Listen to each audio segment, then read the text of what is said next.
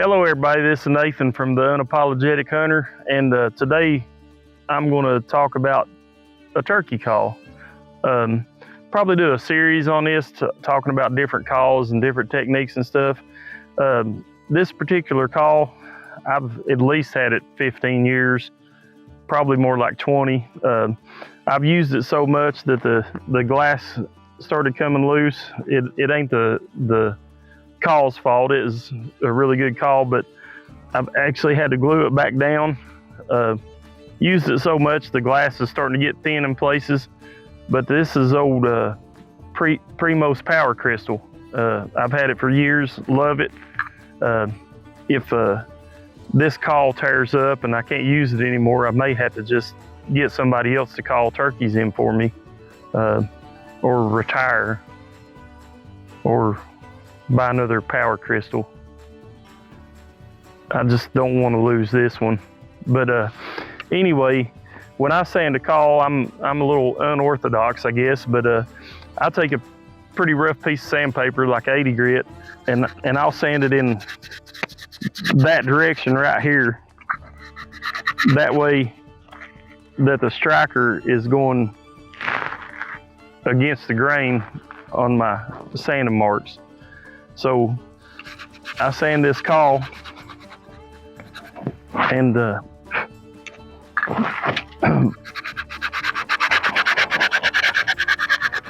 I can pretty much tell by the sand scratches in it how I like it. And so, you know, this call right here, I do a lot of cutting. I try to cut to locate turkeys, get them to gobble. And so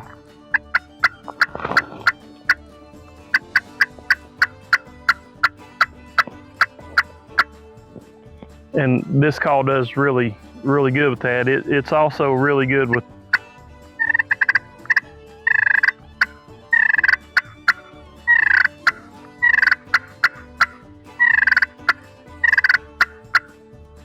purring. So you know, I don't bring a big array of call techniques with me to the field.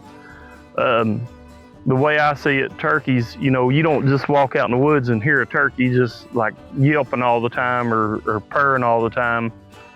A lot of times you'll turkey hunt, and even when you kill a gobbler, you may have not heard a hen all day. They're not as vocal as hunters are a lot of times. So I try to be just like nature. I try not to call too much.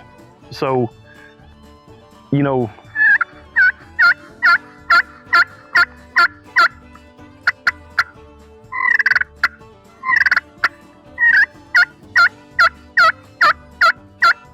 really good sounding call. Actually turned it away from the camera a little bit so the sound wouldn't be rushing in there too much. But the Primos Power Crystal, it's called in a lot of turkeys. I've called in a lot more turkeys for other people than I've killed myself. But this call's always worked really good for me. But when I get out in the woods, I try not to, like if a turkey gets excited and he's gobbling his head off, I'll get a little aggressive. But most of the time I don't call too much. So in the morning I do a lot of cutting, try to locate. And this call is really good with that. And you know, I might do some subtle purrs every once in a while, but when I'm actually calling a turkey in, I'll hit more yelps a lot. But that's pretty much it in a nutshell. I don't get all crazy or too fancy, but I try to make everything I do sound really natural and really practiced. But hopefully you enjoyed it and like my old call. I plan on using this thing for many years to come if it'll stay together. But if you ever get a chance to buy one, I've had a lot of luck out of it and really like it. I've had people buy real expensive, fancy calls, and I still like the sound of this one.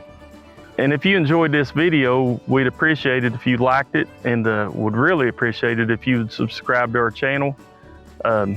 Leave some comments. We'd really like to get everybody's input on calling with a slate or a glass call. Appreciate everything. God bless everybody.